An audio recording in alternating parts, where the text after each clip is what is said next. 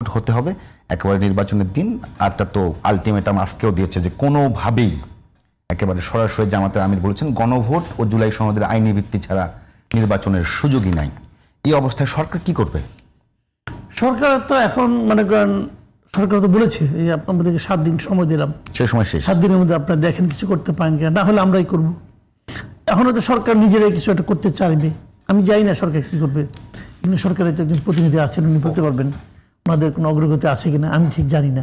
তবে আমি মনে করি এটা কিন্তু একটা জটিল অবস্থা। আসলে জটিল অবস্থা কেন, এখানে পক্ষ তো বেসিক্যালি দুইটা, যদিও ঝামেলাটা পাকাইছে গভর্নমেন্ট, ঝামেলা পাকাই গভর্নমেন্ট মানে ঐক্যমত্য কমিশন, ওনারা ঝামেলাটা পাকাইছেন বেসিক্যালি, কিন্তু ওনারা তো কেউ নাই। এখন যেই পাকাক, এখন সমাধান তো করতে হবে, কারণ সমাধানের সময় কিন্তু দ্রুত যাচ্ছে। কারণ আগামী মাসে শিডিউল ঘোষণা করবে সরকার, যেভাবে ঘোষণা করেছেন যে আগামী মাসে শিডিউল হয়, তাহলে তার আগে তো সমাধানটা করতে হবে। কিন্তু যতই দিন যাচ্ছে বিএনপি কিছু কিছু কথাবার্তা বলতেছে, আবার জামাতে ইসলাম কিছু কিছু কথাবার্তা বলতেছে। এই কোনো কথাবার্তাই কিন্তু একটা যে সমঝোতার দিকে অগ্রসর হচ্ছে তা মনে হয় না, বরঞ্চ তাদের উভয়েরই কথাবার্তা মনে হচ্ছে তারা উভয়ে যার যার জায়গায় একদম অনড় আছেন, তারা ওখান থেকে সরবেন না এবং সেটা করেই ছাড়বেন, এই ধরনের একটা ভাব হতে পারে। এটা রাজনীতির মাঠের আলাপ হতে পারে, আমাদের তো রাজনীতির মাঠে তো অনেক কিছু হয়, যদি মেঠো বক্তৃতা হয় তাহলে কিছু বলার নাই। কিন্তু আমি আশা করব যে একটা তাদের মধ্যে একটা আন্ডারস্ট্যান্ডিং হওয়া দরকার, এবং আমি এখনো মনে করি আন্ডারস্ট্যান্ডিং হওয়া সম্ভব। উভয়ের যুক্তিতে বক্তব্যে কিছু ঝামেলা আছে, আমি পার্সোনালি মনে করি। যেটা যেমন জামাত যেটা চাচ্ছে যে এখনই গণভোট চায় তারা, এবং তারা চাচ্ছে যে আইনি ভিত্তি। আপনি আইনি ভিত্তিতে কীভাবে দিবেন?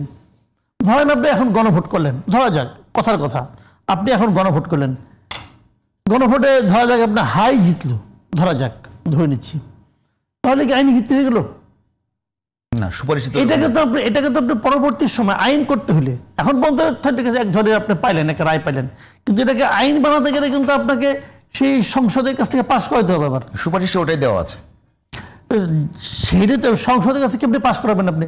সংসদে পাস না হওয়ার আগ পর্যন্ত আইনি ভিত্তি হবে না তো, আমার তো মনে আমার হিসাবে হবে না, তো কীভাবে হবে? এটা কিন্তু একটা ব্যাপার আছে এখানে, যে আইনি ভিত্তি থাকতে হবে, হ্যান হবে তেন হবে। আইনই তো নাই, আইন কে প্রণয়ন করবে? এখন আপনি যদি অধ্যাদেশ করেন, সেটা তো আপনি করলেন, পরে আইন এটা বাতিল হয়ে গেল, সংসদে বললো এটা আমরা রেটিফাই করলাম না, তখন যেটাকে ভিত্তি মনে করেছিলেন ওটা তো ভিত্তি থাকলো না। এগুলো কিন্তু মাথায় রাখতে হবে। এইটা কিন্তু ভাই ঝগড়াঝাটির বিষয় না, কিন্তু এগুলো আন্ডারস্ট্যান্ডিং এর বিষয়। আমি একটা জিনিস, আবার দ্বিতীয়টা, বিএনপি যে জায়গাটা আসলে গো ধরছে, আমি যেটা বুঝি আর কি, বিএনপি যদি মুখে বলে যে ওই দিন হবে, আর ওই দিনের এই দিন কি পার্থক্য, আমি তো বুঝি না কিছু। বরঞ্চ আমি মনে করি নির্বাচনের দিন হলেই ভালো। ভালো কেন? নির্বাচনের আগে যদি হয়, মনে করি নভেম্বরে যদি হয়, ভোট পড়বে না, তো ভোটই পড়বে না। দেখেন আপনি 30% ভোট পড়বে না। 91 যে গণভোট হয়েছিল, যে গণভোটটাকে আমি সবচেয়ে লজিক্যাল গণভোট মনে করি, 91 গণভোটে ভোট পড়ছিল টোটালি 35%, মাত্র 35% ভোট পড়ছিল। যে গণভোটের ব্যাপারে আওয়ামী লীগ, বিএনপি, জামাত সবাই একমত ছিল, সেই গণভোটের মাত্র 35% ভোট কাস্ট হয়েছিল। আর এবার যদি ভোট হয়, সেই ভোটে তো আওয়ামী লীগ তো নাই, আওয়ামী লীগ তো এটার মধ্যে ভোট দেবে না, আওয়ামী লীগের যারা ভোটার আছে তারা এই ভোটে আসবে না। আর আপনি যদি বিএনপিকে গায়ের জোর করে নভেম্বরে নিয়ে আসেন যে তোমার করতেই হবে, তো বিএনপি কি হ্যাঁ ভোট দিবে? তো বিএনপি ঠিক আছে তোমরা আসো, দেখি কি হয়। বিএনপি যদি না ভোট দেয় তাহলে তো ভোট, অথবা বিএনপি যদি ভোট দিতে না যায় তাও তো সমস্যা, ভোটই তো পড়বে না। সেক্ষেত্রে এটা তো আরেক বিচ্যুতি। এবং এটা জামাত কেন এটা গো ধরতেছে আমি বুঝি না কিছু ব্যাপারটা। কিন্তু যদি ইলেকশনের দিন হয়, ইলেকশনের তো হয় কি, বাংলাদেশে ভোটটা কি হয়, প্রার্থীরা ভোটার নিয়ে আসে। একটা কথা বলি, যদি নির্বাচনটা বিএনপি ছাড় দেয়, যদি নির্বাচনটা আগেই হয়, সেক্ষেত্রে নির্বাচনে যদি ভোট কম পড়ে, সেক্ষেত্রে এটা কি জামাত এবং তাদের জোটের জন্য একটা বড় পরাজয় নয়? কোনটা? যদি এখন যদি গণভোটটা হয়, হ্যাঁ আমি তো এটাই বললাম, আমি তো এটা বলতেছি, যদি ভোট কম কাস্ট হয়, এটা তো টোটাল গণভোটের জন্য, খালি গণভোট না, টোটাল জুলাই সনদের জন্য তো একটা মানে অ্যালার্মিং ব্যাপার হয়ে যাবে। মানুষ তো আর কি বলবে যে জুলাই সনদের ব্যাপারে মানুষের আগ্রহ নাই, থানা ভোট দিতে আসে না। আর যদি কোনোভাবে না বিজয়ী হয়ে যায়, যদি না বিজয়ী হয়ে যায়, তাহলে তো এই যে পুরো প্রজেক্ট এতদিন ধরে যে একটা চলে আসছে সংস্কার, পুরোটাই তো ভেস্তে গেল। কারণ পুরোটা মিলে একটা প্যাকেজ বানাচ্ছে তারা।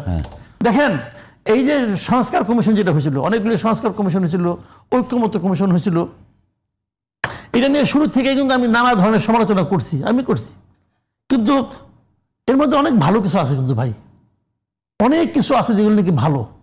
আমি তো মানে এই জুলাই সনদটাকে খুব খুঁটিয়ে খুঁটিয়ে পড়ার চেষ্টা করছি। এখানে আমার কাছে মনে হয়েছে ভাই 90% যে মানে সংস্কার প্রস্তাব ভালো, এগুলি করা দরকার। 90%ই ভালো, তো এগুলো তো করা দরকার। তো সেইগুলি তো যদি আপনি পুরো না হয়ে যায় তখন তো এগুলিও গেল। এই রিস্কে জামাত যাওয়ার জন্য কেন এত পিরাপিরি করতেছে? মিলেমিশে করেন না ভাই, মিলেমিশে করেন। আগে করলে পরে করলে পার্থক্য কি? মিলেমিশে করেন। মিলেমিশে করলে কি হবে? তখন বিএনপিও হা ভোট দেবে, সবাই মিলে, তখন একটা হা ভোটের পক্ষে একটা জোয়ার উঠবে। আর সংসদ নির্বাচনের সময় প্রচুর ভোটার আসবে, ভোট কাস্টও বেশি হবে। যত ভোট সংসদ নির্বাচনে পড়বে, প্রায় সমান সমান ভোট তো গণভোটে পড়বে, তাই না? তো ওখানে তো ভোট কাস্টিং বেশি হবে। তো এই আমি বুঝি না, আমি জানি না, হয়তো তাদের অন্য কোনো কিছু আছে কিনা, অন্য কোনো জ্ঞান, আমার জ্ঞানে কুলায় না ভাই। আমি তো মনে করি এটা মানে ইলেকশনের সময় করাটাই ভালো। জনাব, আবার আরেকটা ব্যাপার আছে, আমি পরে বলি। হ্যাঁ, জনাব ফয়েজ আহমেদ, একেবারে যদি বলি যে দীর্ঘ 9 মাস ধরে ঐক্যমত্য কমিশন বিভিন্ন রাজনৈতিক দলের সঙ্গে আলোচনা করে একটা জুলাই সনদ স্বাক্ষরিত হলো, সেটির পরে সরকার যখন 7 দিনের টাইম দেয়, আমার শোতে অনেকে এসে বলছে যে সরকারের এটির দরকার ছিল না, এটি আরেকটি ঝামেলা বানানোর চেষ্টা। তো সেই 7 দিনে কোনো কাজই হলো না। জামাতের পক্ষ থেকে একটা আহ্বান করা হলো, বিএনপি সেটিকে নাকচ করে দিল। তো 9 মাসে যে কাজ হলো না, সরকার কি মনে করছে 7 দিনে সেই কাজটা হয়ে যাবে? জি, আপনাকে ধন্যবাদ। মাসুদ ভাইকে শুভেচ্ছা, যারা দেখছেন তাদের শুভেচ্ছা। প্রথম কথা হচ্ছে যে দীর্ঘ 9 মাস ধরে যে কার্যক্রম হয়েছে তার সবকিছু কিন্তু গণভোটে যাচ্ছে না। এই দীর্ঘ 9 মাসের প্রচুর আউটকাম ইতিমধ্যে আইন আকারে, অধ্যাদেশ আকারে প্রকাশিত হতে শুরু করেছে, অনেকগুলি বাস্তবায়ন হতে শুরু করেছে। মূল যেই 84টি বিষয়, সেটার মধ্যে 48টা নিয়ে আমরা শুধু সংবিধানের সংশোধন, সেই 48টার মধ্যেও কয়েকটি বিষয় নিয়ে নোট অফ ডিসেন্ট রয়েছে বিএনপির, কয়েকটিতে জামায়াতেরও রয়েছে। 18টি বিষয়ে নোট অফ ডিসেন্ট রয়েছে। 15 BNP and their alliance and 3 from Jamaat side. সুতরাং 9 মাসের আউটকামকে যদি আমরা এখানে এই সংকটের কারণে বলি যে না, এই সংকটের কারণে বলি যে 9 মাস total outcome 0, that is wrong. 0 না, সেটার অনেক প্রাপ্তি আমাদের আছে। কিন্তু আমাদের রাজনৈতিক পরিমণ্ডলে যেহেতু এই সংকটটা এখন বড়ভাবে আবির্ভূত হয়েছে, আপনি যে 7 দিনের কথা বলছেন, এখানে আমি একটু ক্ল্যারিফাই করি আপনাকে। 7 দিন টাইম সরকার রাজনৈতিক দলগুলিকে দেয়নি। সরকার বলেছে যে আমরা সিদ্ধান্ত গ্রহণ প্রক্রিয়ায় রাজনৈতিক দলগুলির সহযোগিতা চাই এবং তাদের ঐক্যবদ্ধ মতামত আমাদের সিদ্ধান্ত গ্রহণ প্রক্রিয়াটাকে সহজ করতে পারে। সেজন্য আমরা বলছি তাদের মতামত যদি 7 দিনের মধ্যে পাওয়া যায়, সম্ভব হয়, তাহলে ভালো হয় আমাদের জন্য। তো এটা কোনো কাট অফ টাইম না যে 7 দিনের মধ্যে। 7 দিনের মধ্যে রাজনৈতিক দলগুলোকে আলোচনা করতে বলা হয় নাই। না, রাজনৈতিক দলগুলিকে আলোচনা করতে বলা হয়েছে, কিন্তু আপনি যেটা বলছেন যে সময় বেঁধে দিয়েছে 7 দিন, 7 দিন সময় বেঁধে দেওয়া। আচ্ছা, এটা কোনো কাট অফ না, এটা বলছে 7 দিনের মধ্যে হলে ভালো হয়। সুতরাং আমরা এখনো প্রত্যাশা করি রাজনৈতিক দলগুলোর মধ্যে এটা নিয়ে আলাপ আলোচনা হতে পারে এবং আমরা বিশ্বাস করি যে রাজনৈতিক দলগুলির মধ্যে আলাপ আলোচনা আছে। আমাদের রাজনৈতিক দলগুলি নিজেরা আলাপ আলোচনা করে, মাঠের বয়ানে, বক্তব্য বিবৃতিতে, নানান গোপনে বা গোপন ধরুন আমি আপনি অনেক কিছু জানি না, সেটাকে আমরা গোপন বলতে পারি না। আচ্ছা, আমার আপনার মানে যে গোপন বিষয় গণমাধ্যমে আসেনি, দুনিয়ার অনেক কিছু আসলে গণমাধ্যমে আসে, সেটা গোপন না। সো সেই রাজনৈতিক দলগুলির মধ্যে কেন বলছি যে আমরা বিশ্বাস করি যে আলাপ আলোচনা হয়, এর কারণ হচ্ছে আমাদের পলিটিক্যাল পার্টিগুলির মধ্যে জুলাই আগস্টের পরে দূরত্বের মাত্রাটা এই পরিমাণ হয় না যে একে অন্যের সঙ্গে কথা বলবে না, একে অন্যের সঙ্গে কথাবার্তা হয়, সে বিবেচনা বলছি। অপরদিকে সরকারের পজিশন যদি বলেন যে হ্যাঁ, এটা তো একটা, আবার একই সময় অনির্দিষ্টকালের জন্য বসে থাকা সম্ভব নয়। যেহেতু আমাদের এখানে সামনে সবচেয়ে বড় উপলক্ষটা হচ্ছে জাতীয় নির্বাচন, সেটা নিয়ে সরকারের প্রচুর প্রস্তুতির বিষয় রয়েছে, সেগুলি নিয়ে সরকার কাজ করছে এবং সেই দিকে সবকিছুকে দাবিত করার লক্ষ্যে এই প্রক্রিয়াটা শেষ করা জরুরি। সেই জায়গা থেকে সরকার হয়তো আগামী 2-4 দিনের মধ্যেই একটা সিদ্ধান্তে পৌঁছাতে পারবে। সেক্ষেত্রে পলিটিক্যাল পার্টির সঙ্গে আলাপ আলোচনা করে অপ্রকাশ্য আলোচনা হতে পারে। উপদেষ্টা পরিষদ সম্ভাব্য একটি বৈঠক রয়েছে হয়তো বৃহস্পতিবার। জনাব ফায়েজ, একটা কথা বলি, এখানে দুটো অপশন আছে। একটা অপশন হলো গিয়ে জাতীয় নির্বাচনের দিনে গণভোট অথবা আগে গণভোট, যেখানে ওই জামাত সহ যে ইসলামপন্থী দলগুলো আছে তারা তো একবার গোঁ ধরে বসেছে যে আগে ছাড়া কোনো নির্বাচনই হবে না, সরাসরি বলেছে যে আগে ছাড়া কোনো নির্বাচনই হবে না, এবং যদি গণভোট না হলে সংবিধান অনুযায়ী এটা নির্বাচন হবে 29-এ। আজকে হামিদুর রহমান আজাদ সাহেব বলেছেন। তো আমি আপনাকে বলছি যে আমি বলি আপনাকে, আমি বিষয়টা খুব কঠিন, কিন্তু না কঠিন, সরকার একটা জায়গায় সিদ্ধান্ত নিতে হবে। আপনাকে সহজ করে বলি, গণভোট হতেই হবে, এই তো শর্ত। বলছেন গণভোটের বিষয়ে তো আমাদের সবগুলি রাজনৈতিক দল ঐক্যমত, গণভোট হবে। সেই গণভোটের একটি বিষয় এসে পার্টিকুলার যে কয়েকটি রাজনৈতিক দল বলছে যে গণভোট জাতীয় নির্বাচনের আগে হওয়া দরকার, আর অধিকাংশ রাজনৈতিক দল বলছে গণভোট জাতীয় নির্বাচনের সঙ্গে একই দিনে হতে পারে। এই তো এইটা আমি জানি না, এটা আলোচনাটা খুব কঠিন করে তোলার একটা চেষ্টা হয়, কিন্তু এইটা এত কঠিন সংকট নয়। কেন কঠিন? আমি মনে করি বিহাইন্ডে পলিটিক্সের এই আলোচনাটার বিহাইন্ডে অন্যান্য ইস্যুজ আছে, যেগুলিকে পলিটিক্যাল পার্টি দুই পাশ থেকেই একটি স্টেক অবস্থান ধরে রেখে একে অপরের দাবিগুলিকে যতটা না কম মেনে সামনে এগোনো যায়, সেই প্রক্রিয়ার কারণেই এটা। সেটাকে খোলাসা করবেন একটু, যেহেতু মানে সরকারের একটা দায়িত্ব আছে। খোলাসা করা মানে খোলাসা তো আমি খুব বেশি করতে পারার সুযোগ নাই, আমি তো জানি না। আমি আমার পলিটিক্যাল কমন সেন্স থেকে বলতেছি যে অন্তত এতটুকু আপনাকে আমি বলি যে বিভিন্ন সামাজিক এবং বিভিন্ন ইভেন আপনার এই টেলিভিশন টকশোর বিভিন্ন প্রোগ্রামে যখন এই দুই পক্ষেরই নানান নেতৃবৃন্দের সঙ্গে আমাদের আনঅফিসিয়ালিও কথাবার্তা হয়, তখন আমরা দুই পক্ষেই ছাড় দেওয়ার একটা অবস্থান টের পাই। আমি আপনাকে এটা বলছি, এটা একটা আনঅফিসিয়াল না, অ্যাজাম্পশন না, আমি বলছি যে এটা আমরা টের পাই, কথা বলে আমরা বুঝতে পারি যে ওনারা দুই পক্ষই ছাড় দেওয়ার। একই সঙ্গে যখন আবার ধরুন পল্টনে যখন জামাত সহ তার সহযোগী বা মিত্র 8টা দল আজকে সমাবেশ করে, সেখানে ওনারা যতটা কঠিন অবস্থান, আমাদের পলিটিক্সে কিন্তু খুব ঠান্ডা মানুষও জনসমাবেশ অনেক গরম বক্তব্য দিতে পছন্দ করে। সমাবেশ মানে একটা গরম বক্তব্যের প্ল্যাটফর্ম আর কি, সেভাবে বিবেচনা করা হয়। সুতরাং আমি মনে করি না এটা এমন কোনো জটিল পরিস্থিতির মধ্যে আছে যে সবকিছু আটকে যাবে। আমরা আশা করি এটা খুব অল্প সময়ের মধ্যে এই সমস্যার নিরসন হবে। এর সম্ভাবনার কারণ দুটো, একটি হচ্ছে যে দলগুলি একে অপরের অবস্থান থেকে অনেক দূরে অবস্থান করছে না, আর আরেকটি হচ্ছে আমাদের দলগুলি জানে ওনারা নিজেদের মধ্যে বিবাদ বা বিতণ্ডা বা বাকযুদ্ধ করলেও এর বর্ডার লাইনটা ওনাদের জানা আছে, কতটুকু পর্যন্ত যেতে পারবে। একটা বিষয় যদি বলি, মানে কয়েকটা গণমাধ্যমে আজকেও রিপোর্ট হয়েছে এরকম যে আপনি যেভাবে বলছেন বিষয়টা এরকমই, যে সরকারের সাথে রাজনৈতিক দলগুলো একটা সমঝোতা আছে, হয়তো উচ্চকক্ষে পিআর পদ্ধতিটা মেনে নেবে, আর সাথে জাতীয় নির্বাচনের দিনই গণভোট হবে। আজকে একটা পত্রিকা ইয়ে করেছে। আচ্ছা, তো আমার প্রশ্ন হলো, মানে যেহেতু আপনি সরকারের সিনিয়র সহকারী প্রেস সচিব, এটার হয়তো সোর্স ওইভাবে পাওয়া যায় নাই, কেউ হয়তো ওপেনও করে নাই। এখন প্রশ্ন হলো, মানে আপনার কাছে কি মনে হয় যে যদি পিআর পদ্ধতি মেনে নেয়, সেই পিআর পদ্ধতি বাস্তবায়নটা কিভাবে? প্রথম কথা হচ্ছে আমি মনোহর ভিত্তিতে কিছু আপনাকে বলতে পারি না, এক। দুই হচ্ছে যে কাগজের যে রিপোর্ট সেটা যেহেতু কোনো ফর্মাল সোর্স থেকে নাই, আমার কাছে ফর্মাল কোনো তথ্য নাই বিষয়ে।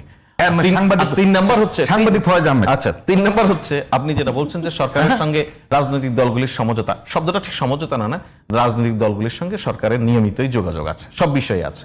সুতরাং এখানে কোনো ভুলের কিছু নেই, যোগাযোগ আছে। আর চতুর্থ হচ্ছে আপনি যেই তথ্যের ভিত্তি একদম বলে দিচ্ছেন যে এটা মেনে নিবে, ওটা ছাড় দিবে, এই ধরনের কোনো বিষয়ে সরকারের মধ্যে কোনো সিদ্ধান্ত হয়েছে কিনা আমার জানা নেই। আমার জানা মতো ফর্মালি বলতে বলা হয়নি। আপনি পিআরের বাস্তবায়ন যেটা বলছেন যে পিআরে ছাড় দিবে, সেই বিষয়ে আপনি সাংবাদিক হিসেবে আমার যদি অপিনিয়ন চান, এটা কিভাবে বাস্তবায়ন হবে? আমাদের এখানে যত সিদ্ধান্তই হবে এর বাস্তবায়নের পথ পদ্ধতি রাজনৈতিক দলগুলি সংসদে বসে ঠিক করবে, এক।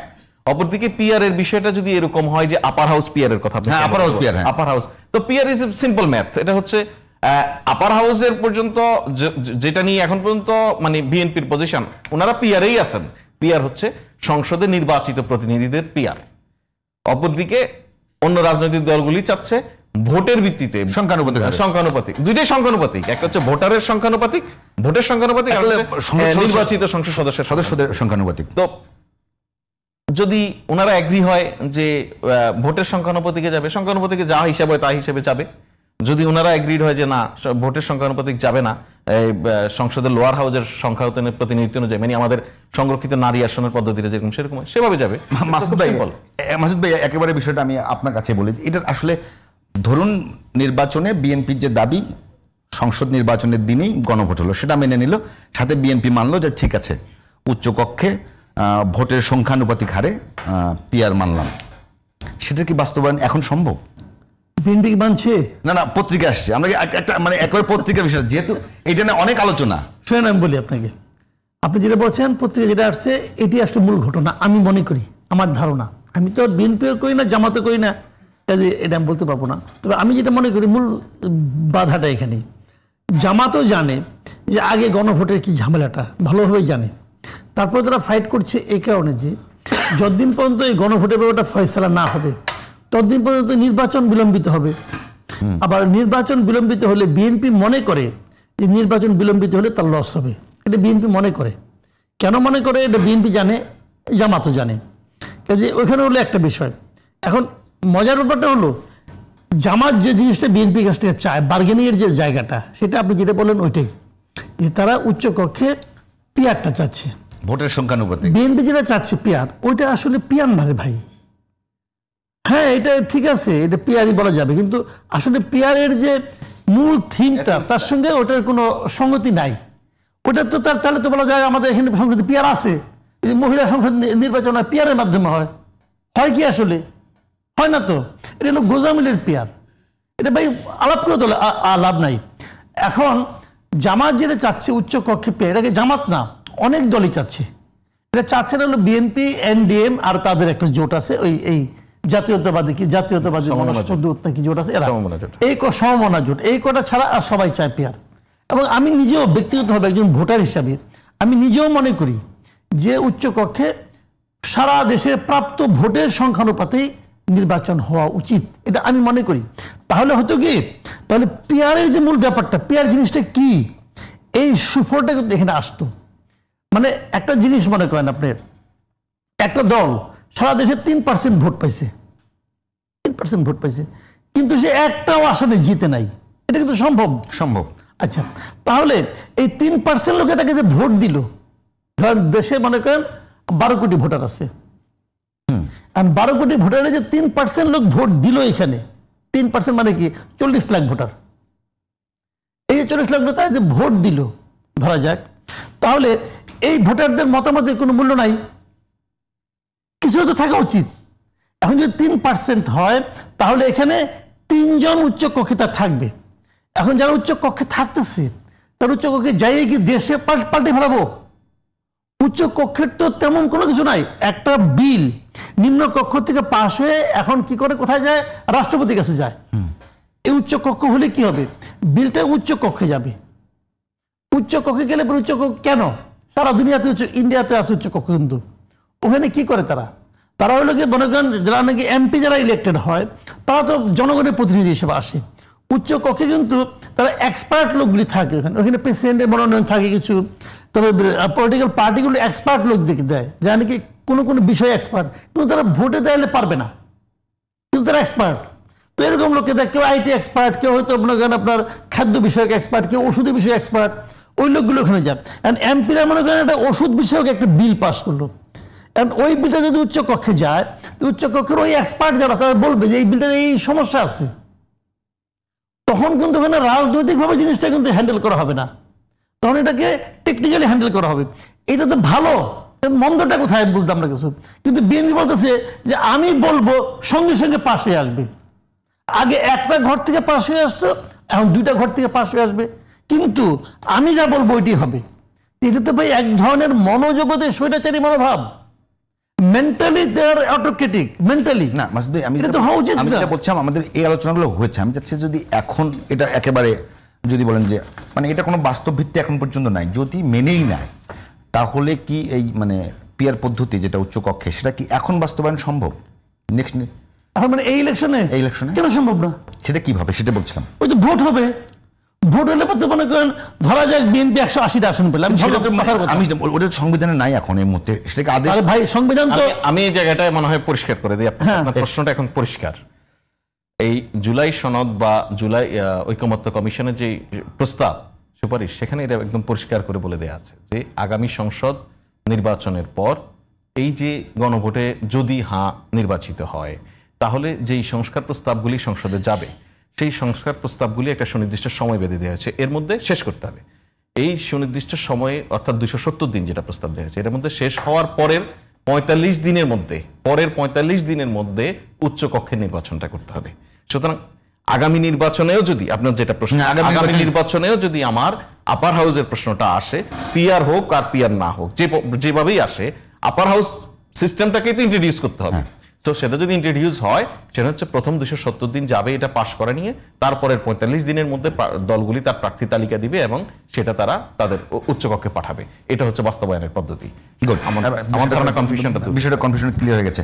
তবে ফয়েজ আহমেদ, আপনাকে আরেকটা প্রশ্ন, যে বিএনপি স্থায়ী কমিটির সদস্য খন্দকার মোশাররফ আজকে একটা অভিযোগ করেছেন যে জুলাই সনদের বাইরে কোনো ধরনের সিদ্ধান্ত গেলে তা মানবে না বিএনপি, এবং সরকারের উপদেষ্টারা একেবারে অভিযোগ করে বলেছেন যে উপদেষ্টা বিচ্ছিন্নভাবে বিভিন্ন কথা বলছেন, যেটা আসলে নির্বাচনকে খুব বেশি দিচ্ছে না আর কি। দেখুন, এটার সঙ্গে তো আমার কোনো বক্তব্যের সঙ্গে কোনো দ্বিমত নেই, কারণ জুলাই সনদ নিয়েই তো গণভোটে যাবে, সেই গণভোটটা জুলাই সনদকেই তো রেটিফাই করার ব্যাপার। হ্যাঁ, তো সেটার বাইরে কিছু গিয়ে মানামানির কোনো বিষয় নেই, আমরা জুলাই সনদের মধ্যেই থাকতে চাই। না, অভিযোগ করছে যে সরকার জুলাই সনদের বাইরে যেতে যাচ্ছে, যেগুলো আমাদের ঐকমত্য কমিশন এখন পর্যন্ত যা দিয়েছে তার সুপারিশ সরকার এখনো কোথাও যায়নি। এই যে ওনার কনসার্ন, এটা সরকার শুনলো।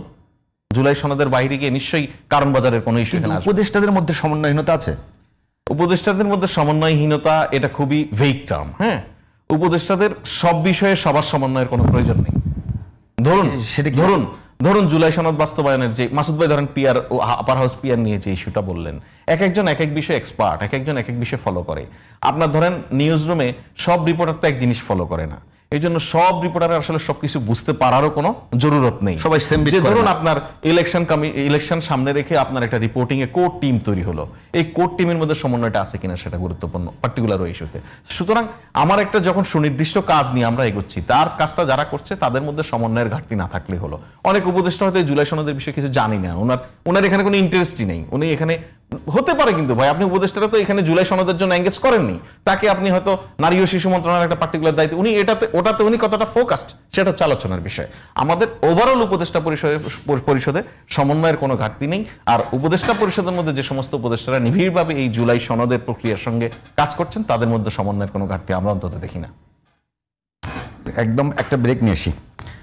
ব্রেকের আগে ভাই মাসুদ ভাই, একটা বিষয় বলি, যে এখন যে অবস্থায় গেছে সরকার কিন্তু একেবারে রিজিড পজিশনে আছে। আজ সরকারের পক্ষ থেকে বলা হচ্ছে যে 15 ফেব্রুয়ারির মধ্যেই তারা নির্বাচন করবে। এখন যদিও ডেট ঘোষণা হয় নাই, এখন দুই দল যদি দুই দিকে যায়, এখনকার যে অবস্থা সেটা নিয়ে নির্বাচনের নিয়ে কোনো শঙ্কা আপনি দেখেন কিনা, যেটা নিয়ে এখন পর্যন্ত সবচেয়ে বড় প্রশ্ন। যে কোনো জায়গায় গেলে প্রতিবার দিন হয় ফেব্রুয়ারির 12 তারিখ বৃহস্পতিবার, ওইটাও হতে পারে, অনেক কিছু হতে পারে। কিন্তু উনি এটা বলার পর তারপরে যে এমন হতো যে বলে উনি চুপ করে গেলেন, আর কোনো আওয়াজ টাওয়াজ দিলেন না, কোনো অ্যাকশন নিলেন না, কোনো কিছু করলেন না, তাহলে আপনি সন্দেহ করতে পারতেন। তাও তো করে নাই। পরের দিনই পরের দিন কিংবা তারপরের দিন, এই 2-1 দিনের মধ্যে ইলেকশন কমিশনকে চিঠি পাঠানো হয়েছে ওনার অফিস থেকে, যে নির্বাচন আমরা সিদ্ধান্ত আপনারা আয়োজন করেন। ইলেকশন কমিশন আয়োজন করতেছে, আর যা যা করণীয় তা করতেছে, এবং ইলেকশন কমিশন ঘোষণা করছে তারা ডিসেম্বরের তফসিল ঘোষণা করবে। তো ডিসেম্বরের তফসিল ঘোষণা হয়ে যাবে, এর মধ্যে কিন্তু কোনো এমন কোন একটা ঘটনা আপনি দেখাতে পারবেন না যেটা দেখে মনে হয় যে সরকার আন্তরিকতা নাই, দেখাতে পারবেন না। কিন্তু তারপরেও ট্র্যাজেডি হলো এই দেশের মানুষ এখনো মনে করে যে নির্বাচন হবে কিনা। এখন এই ট্র্যাজেডি কেন, তারা কেন বিশ্বাস করতে পারছে না নির্বাচন হবে কিনা? এর জন্য কি ইউনিসেফ দায়ী নাকি ওনার কোনো সহকর্মী দায়ী, না কে দায়ী? অথবা যারা বিশ্বাস করে না তাদের বিশ্বাসের আপনার কোয়ালিটিটা খারাপ হয়ে গেছে, আমি জানি না কি ঘটনাটা কোথায়, কিন্তু বিশ্বাস কিন্তু করে না, এটা ঠিক বিশ্বাস করে না। এই অভিজ্ঞতা কিন্তু আমারও হয়, ডেইলি আমাকে জিজ্ঞাসা করে। এই দুইটা প্রশ্ন আমি শুনি, একটা হলো যে নির্বাচন কি হবে, আর একটা নির্বাচন কি ফেব্রুয়ারিতে হবে। যখন আমি বলি হবে, তখন তাহলে কি ফেব্রুয়ারিতে হবে, জান আমি কি করবো? আমার কাছে তো কোনো কিছু নাই, আমি এর চেয়ে বেশি যা সে জানে সেটা আমিও জানি। এখন এইগুলি হচ্ছে কেন আমি জানি না, বলতে পারবো না। এবং কোনো একটা পলিটিক্যাল পার্টি অফিসিয়ালি কিন্তু এখনো বলে নাই যে নির্বাচন হওয়া নিয়ে তাদের মধ্যে কোনো সংশয় আছে, কেউ বলে নাই। কিন্তু কোনো পলিটিক্যাল পার্টি, কি জামাত বলেন কি বিএনপি বলেন, তারা আন্দোলন করতেছে, মারামারি করতেছে, কিন্তু কেউ কি বলছে যে নির্বাচন হয় না তাদের মধ্যে সংশয় আছে? কেউ কিন্তু বলে নাই। তাদের প্রার্থী ঘোষণা করে দিয়েছে, যারা ছোট দল তারাও প্রার্থী ঘোষণা করতেছে, এমনকি যে জাতীয় পার্টি তারাও প্রার্থী ঘোষণা করতে চাচ্ছে। নির্বাচন হবে না এটা কিন্তু কোনো দল বলে না, সরকার বলে না, কিন্তু সাধারণ মানুষ ভাবে এখন কেন ভাবে আমি বলতে পারবো না। আপনার কাছে কোনো অ্যানালাইসিস নাই এটা নিয়ে? আমার কাছে অ্যানালাইসিসের মধ্যে একটাই হতে পারে, সেটা হয়তো এসে মানুষ এই বর্তমান গভর্নমেন্টের কথাবার্তাকে বিশ্বাস করে না, এটার ব্যাপার হতে পারে। এটা তো গভর্নমেন্টের জন্য খুব অ্যালার্মিং। জনগণ যদি গভর্নমেন্টের কথা বিশ্বাস না করে তাহলে এটা তো গভর্নমেন্টের জন্য অ্যালার্মিং ব্যাপার না। এটা হয়েছে কোথায় আমি বলি, আমার যেটা মনে হয় আর কি, আমি শিওর না, তো আমার যেটা মনে হয় কিছু কিছু আমাদের উপদেষ্টা আছে, তাদের কিছু উল্টাপাল্টা কথাবার্তা আছে। উল্টাপাল্টা কথাবার্তা একটা যেমন আছে, একজন বলছে যে 52 বছরের রাজনীতিবিদরা পারে না বলেই তো আমাদের আসতে হয়েছে, এটা কিন্তু বলছে এক উপদেষ্টা। আবার অনেকে বলছে এই সরকার, জনগণ চাই সরকার 5 বছর থাকুক। আবার এটাকে আবার একটু কথার কথা হিসাবে ইউনূস সাহেব নিজেও বলছে যে কেউ বলছে 5 বছর থাকি, কেউ বলছে 10 বছর থাকি, কেউ বলছে 50 বছর থাকি, বলছে তো উচ্চারণ করছে, হয়তো কথার কথা বলছেন। কিন্তু এই যে কথাগুলো আছে না, এইগুলো তো মানুষ মনে করছে যে এই কথাগুলোর মাধ্যমে মানুষের ধারণা হয়েছে যে তাহলে বোধহয় এই সরকার অনেকদিন থাকতে চায়। এই যে ধারণাটা, এই ধারণাটাকেই নিজের মনে, যার যার মনে, আমাদের মন তো খুব উর্বর, ওখানে গাছপালা ডালপালা গজে গজে একটা ধারণা নিছে যে সরকার হয়তো কোনো একটা ছুতানাতায় নির্বাচনটাকে বিলম্বিত করতে চায়। কিন্তু বাস্তবতা হলো যে চায়, যে আমি যদি বলি চায়, আমি এটা প্রমাণ করতে পারবো না। তো একটা ঘটনা যদি প্রমাণ থাকতো, বলতাম যে এই ঘটনাটা প্রমাণ করে তাদের আন্তরিকতার অভাব। কিন্তু এরকম কোনো ঘটনা কিন্তু আমি এখনো দৃশ্যমান নাই আমার কাছে। আপনার কাছে আছে? কোনো জায়গায় কি সক্ষমতার অভাব দেখছেন আপনি? সক্ষমতার অভাব এটাও কিন্তু আগাম বলা যায় না। তবে আইন শৃঙ্খলা রক্ষার ক্ষেত্রে একটু ঝামেলা আছে, একটু ঝামেলা আছে। পুলিশের মধ্যে অতটাই মানে তাদের সক্ষমতা আছে কিনা আমি জানি না, কিন্তু এটাকে আমি অক্ষমতা মনে করি না। কেন? যেহেতু আর্মি নামবে, আর্মিকে নামানো হবে বলে সিদ্ধান্ত নেওয়া হয়েছে। যদি সারা দেশে নির্বাচনের দিন আর্মি নামে এবং সেটা যদি মনে করেন আপনার আইন শৃঙ্খলা রক্ষা করার জন্যই নামে, তাহলে আমি মনে করি আইন শৃঙ্খলাও কোনো মানে পয়েন্ট না, এটা কোনো বিষয় না। তবে একটা আতঙ্ক হতো, একটা আশঙ্কা হতো আছে, সেটা হলো কি, যেমন ধর আওয়ামী লীগ নির্বাচন করতে পারবে না, জাতীয় পার্টি নির্বাচন করতে পারবে কি পারবে না এখনো ক্লিয়ার না। এই অবস্থায় অনেকের মধ্যে একটা শঙ্কা কাজ করে যে আওয়ামী লীগ তো একটা বড় দল, এই দলের অনেক সমর্থক সারা দেশে আছে, যদি তাদের নির্বাচন করতে দেওয়া না হয়, তারা যদি মানে তারা কি কিছু করবে? তারা কি নির্বাচন মানে প্রতিহত করবে, নাকি তারা নির্বাচন বর্জন করবে, নাকি তারা এসে ভোট দিবে? তিনটা সম্ভাবনা আছে। যদি ভোট দেয় তাহলে কি হবে, যদি ভোট না দেয় তাহলে কি হবে? আওয়ামী লীগের বিভিন্ন নেতা তার বিভিন্ন পেজ থেকে কিন্তু বলছেন তারা তাদেরকে নিয়ে নির্বাচন না করলে প্রতিহত করবেন। এরই মধ্যে কিন্তু প্রতিহত করবে এটা আমি কোথাও পাই নাই। জাহাঙ্গীর সাহেব গতকালকে আমি নিজে দেখেছি, জাহাঙ্গীর সাহেব গাজীপুরের মেয়র ছিলেন, উনি তার পেজ থেকে বলছেন যে আওয়ামী লীগকে যদি নির্বাচনে না নেওয়া হয় তারা প্রতিহত করবেন। এবং এর মধ্যে আমি পাইনি, কারণ আমি পাইনি মানে সর্বশেষ যেটা আপনার মনে করেন যে শেখ হাসিনার একটা ইন্টারভিউ বিভিন্ন মিডিয়াতে দেখলাম, ওই মিডিয়ার ওই নিউজটা আবার দেখলাম, আমাদের দেশের অনেক পত্রিকা আবার এটাকে অনুবাদ করেও দিয়েছে। কীভাবে দিল এটা আমি বুঝি না, কারণ বাংলাদেশের তো আইন আছে যে তার নিউজ প্রচার করা যাবে না, তারপরে তারা দিল, কেউ কিছু বললেও না। যাই হোক, সেখানে কিন্তু আমি যেটা পড়েছি আর কি, যে উনি কিন্তু প্রতিরোধ করার কথা বলেন নাই, উনিও বলেন নাই, বলছেন যে তারা কি ভোট দিতে যাবে কিনা এটা এই ধরনের কথা বলেছেন, এই ধরনের কথা বলেছেন। কিন্তু জাহাঙ্গীর সাহেব থেকে পাইলেন আমি যাই না জাহাঙ্গীর সাহেবের কথা একটু না। ফায়েজ ভাই আপনার কাছে যে একটা বিষয় দেখেন যে এই যে মানে সরকারের পক্ষ থেকে, আপনি যদিও আমি জানি যেটা না বলবেন, সরকারের পক্ষ থেকে ক্যাম্পেইনের জায়গায় কোনো ঘাটতি আছে কিনা এরকম, বা সরকারের বিশ্বাসযোগ্যতার জায়গায় কোনো ঘাটতি আছে কিনা, যে যেটা আপনি নিজে ভাবেন কিনা যে এরকম কিছু করার দরকার ছিল যার ফলে বাংলাদেশের মানুষের মধ্যে সেই বিশ্বাসটা ফেরত আসতো?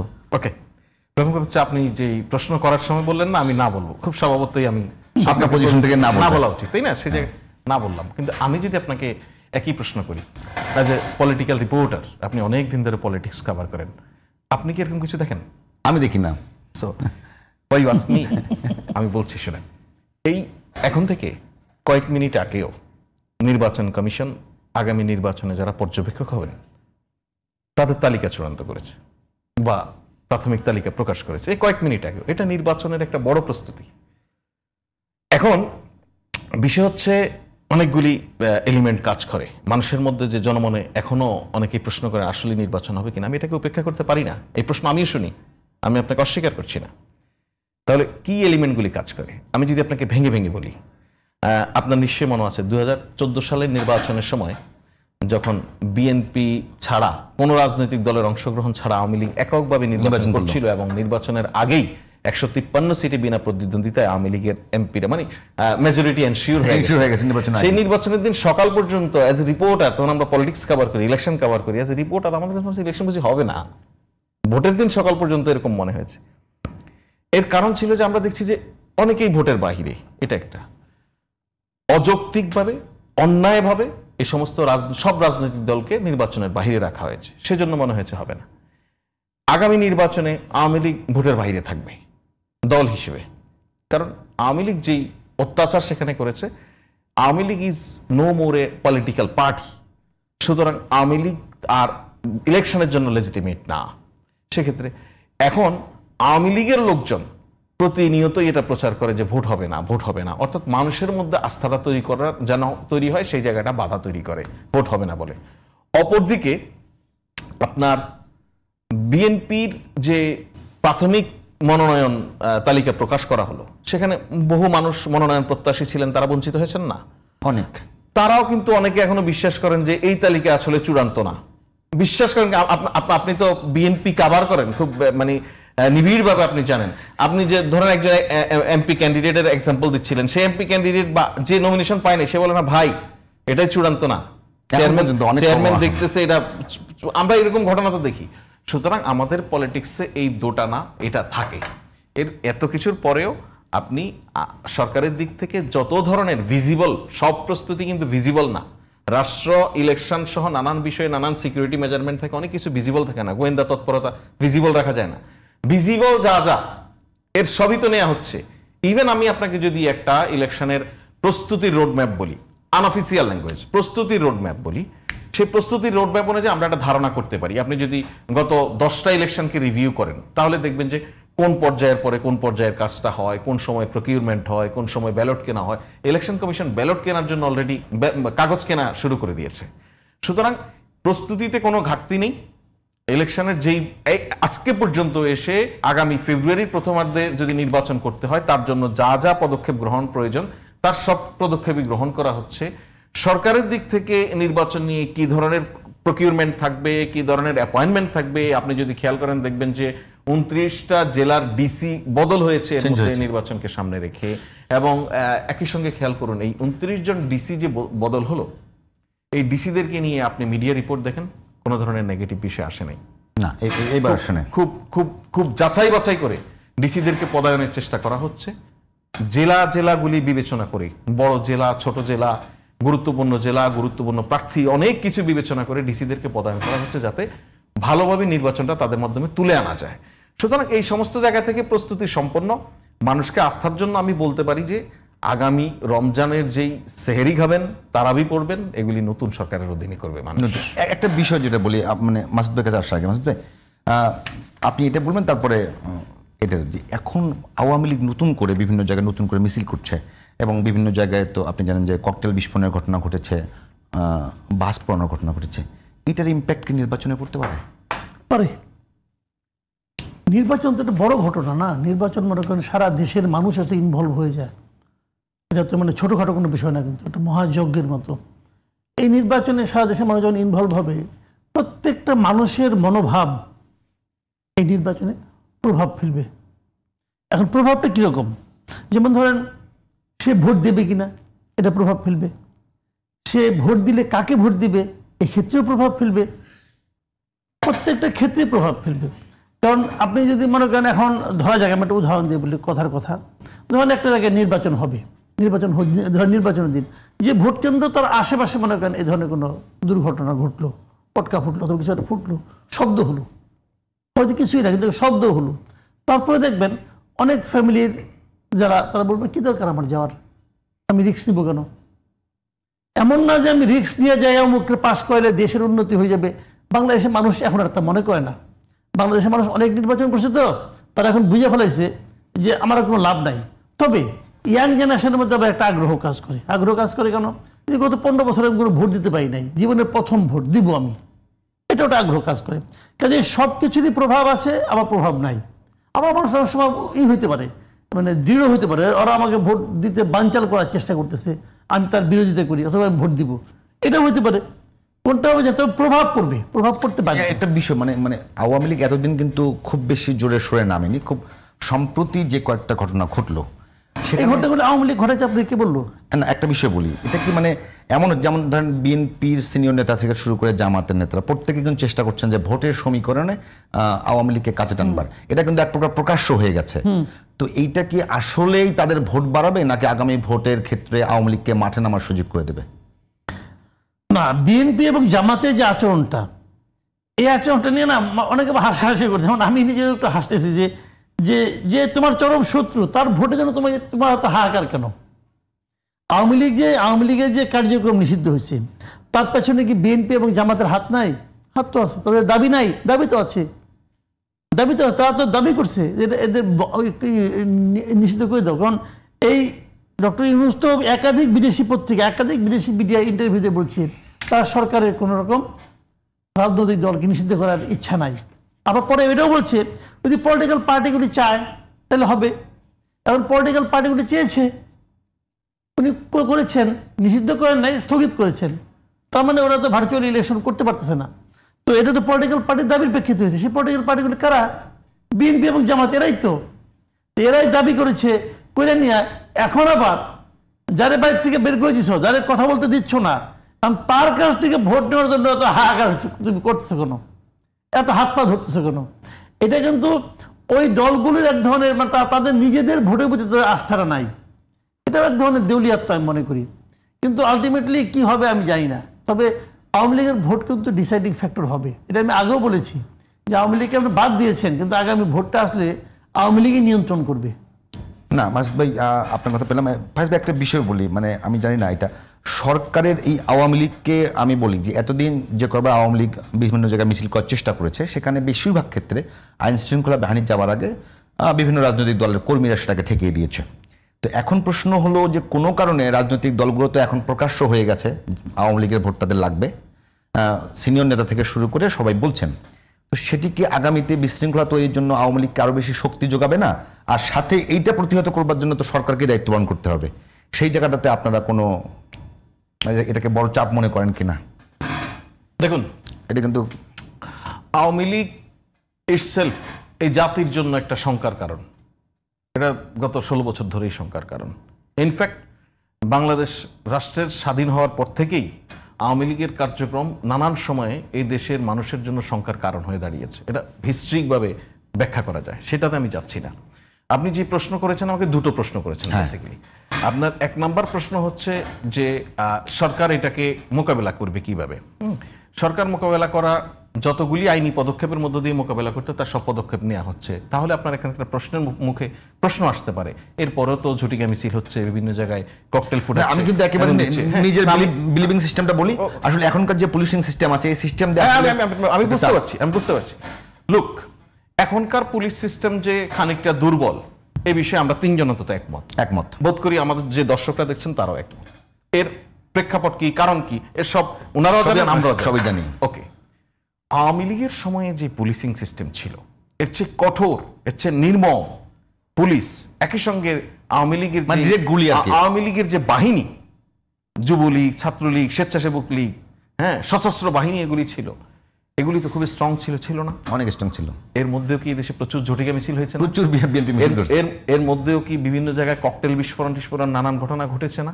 এরকম টাইট সিকিউরিটির মধ্যেও এর মধ্যে যখনই ট্রাইব্যুনালের কোনো রায় সামনে আসতো সে সময় একটা আনস্টেবল পরিস্থিতি তৈরি হয়েছে না?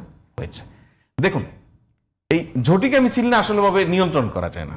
ঝটিকা মিছিলটা হয়ে যাওয়ার পরে এই মিছিলে যারা নেতৃত্বে ছিলেন, মিছিলে যারা ছিলেন, যারা অর্গানাইজ করেছেন তাদেরকে ধরার চেষ্টা করা যায়। প্রচুর লোক ধরা পড়ছে প্রতিনিয়ত, আপনাদের খবরই দেখাচ্ছে, প্রতিনিয়ত সারা দেশে বিভিন্ন জায়গায় ধরা পড়ছে। এটাই হচ্ছে পদ্ধতি। আদারওয়াইজ আপনার ধরুন এই আপনার টেলিভিশনের সামনের রাস্তা থেকে বেরিয়ে শিল্পকলার সামনে গিয়ে হুট করে একজন একটা ককটেল মেরে মোটরসাইকেল পিছনে চলে গেল, এটা আগে এখানে ওত পেতে ধরা খুব ডিফিকাল্ট। কখনো কখনো মানুষ ঝাপটে ধরে, কালকে রাতে একটা ঘটনা দেখেছেন। সুতরাং এগুলির লক্ষ্যই থাকে জনমনে আতঙ্ক সৃষ্টি করা, এগুলি দিয়ে কোনো কিছু অর্জন করা যায় না।